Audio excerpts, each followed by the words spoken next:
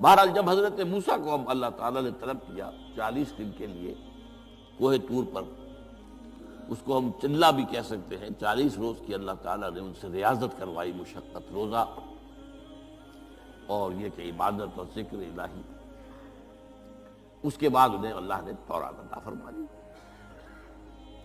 تو اسی طریقے سے وہاں 40 دن کا معاملہ ہوا حضرت موسیٰ علیہ السلام کے ساتھ۔ اس کے بعد الواح دے دی گئیں، جو پتھر کی تختیاں تھیں، ان کے اوپر جو احکام عشرہ ہیں، دی 10 کمانڈمنٹس، جو بنیاد ہے۔ جیسے میں نے کہا کہ سورہ بقرہ جو ہے شریعت محمدی کی اساس ہے، تو شریعت موسوی کی اساس وہ 10 کمانڈمنٹس ہیں، جو کہ پتھر کی سلوں پر لکھی ہوئی دی گئی ہیں حضرت موسیٰ علیہ السلام کو کوہ طور پر۔ اب پیچھے کیا ہوا؟ حضرت موسیٰ کی اس غیر حاضری میں سامری کو موقع مل گیا، اس نے گمراہ کرنے کے لیے ایک شعبدہ دکھایا، اور وہ شعبدہ کیا تھا؟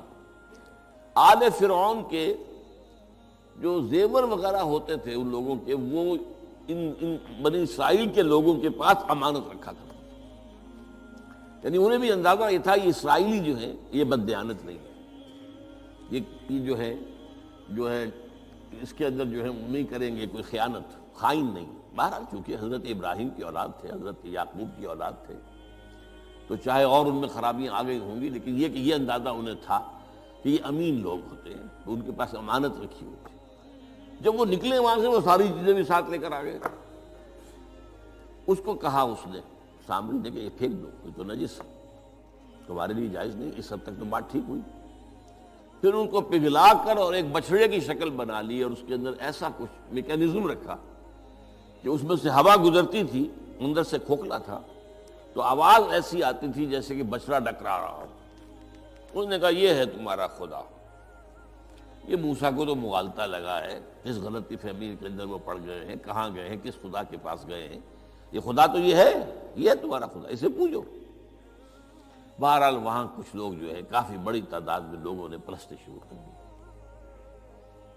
اب جب اللہ نے بتایا اے موسیٰ تمہاری قوم پیچھے فتنے میں پڑ چکی ہے، اور اس کی بھی ایک عجیب بات ہے، اس بتائی دوں آپ کو کہ حضرت موسیٰ کے لیے جو اللہ نے وقت معین کیا تھا کوہ طور پر آنے کا، آپ اس وقت مقرر سے پہلے پہنچ گئے۔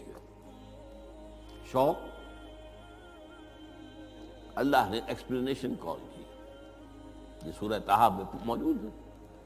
ما اعجلک عن قومک یا موسیٰ، موسیٰ یہ تم اپنی قوم کو چھوڑ کر جلدی کیوں آ گئے؟ ابھی تو وقت معین نہیں آیا، کیوں آ گئے؟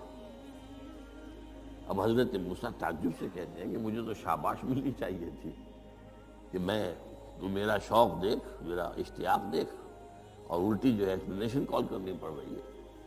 قال عجلت الیک ربی لترضی، پروردگار میں تو جلدی کر کے آیا اس لیے تو راضی ہو جائے کہ تیرے طلب کرنے پر میں وقت معین سے بھی پہلے پہنچ گیا۔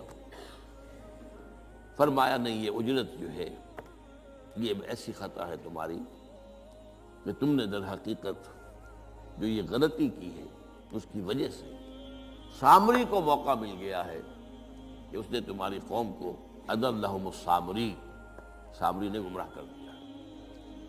یہ خبر پا کر اب حضرت موسیٰ علیہ السلام جب آئے ہیں واپس اپنی قوم، اس کے لیے جو الفاظ آئے ہیں یہ سورہ اعراف کے اندر ہے۔ فلما رجع موسیٰ الی قومہ غضبان آسفا، یہ غضبان، یہ غضب کی ایک انتہائی شکل ہے۔ اس وزن پر عربی زبان میں جو الفاظ آتے ہیں وہ کسی شے کی شدت کو ظاہر کرتے ہیں۔ انا جوعان، میں بھوک سے مرا جا رہا ہوں۔ انا عطشان، میں پیاس سے مرا جا رہا ہوں۔ اسی طرح رحمان، جس میں رحم جو ہے وہ ٹھاٹھے مارتے سمندر کے مانند ہے۔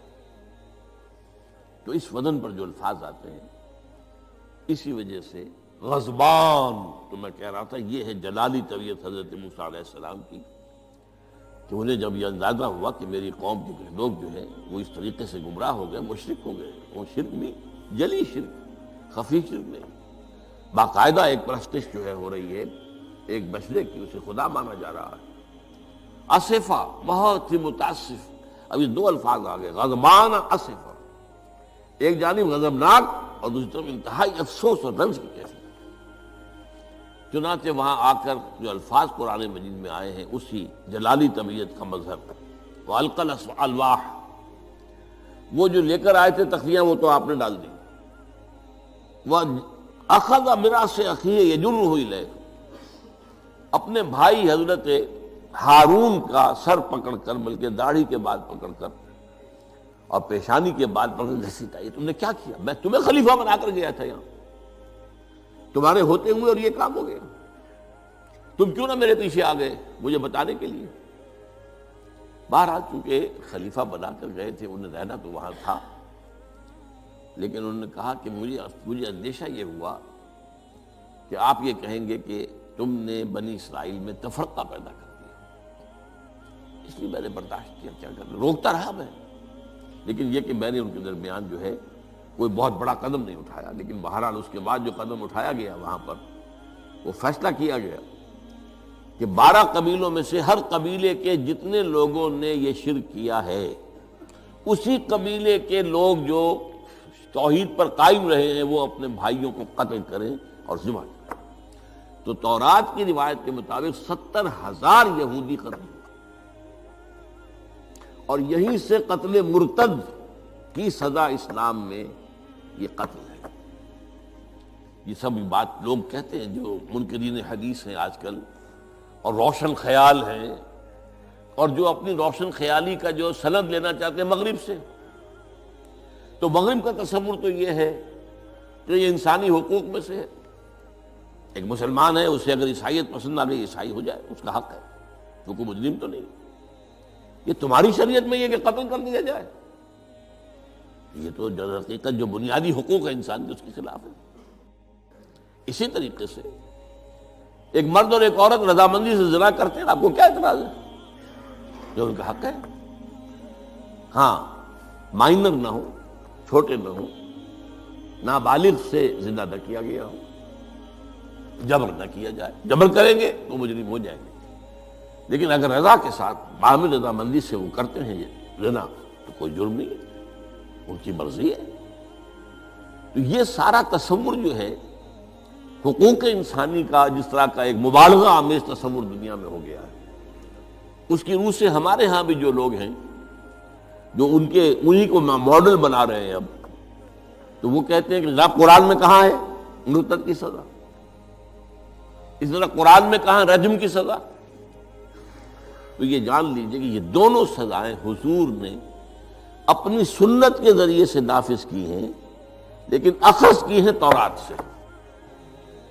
ظاہر بات ہے کہ حضور سے پہلے جو شریعت موسوی تھی وہ لاگو تھی، یہودیوں کے لیے شریعت موسوی تھی، آج تک بھی ہے۔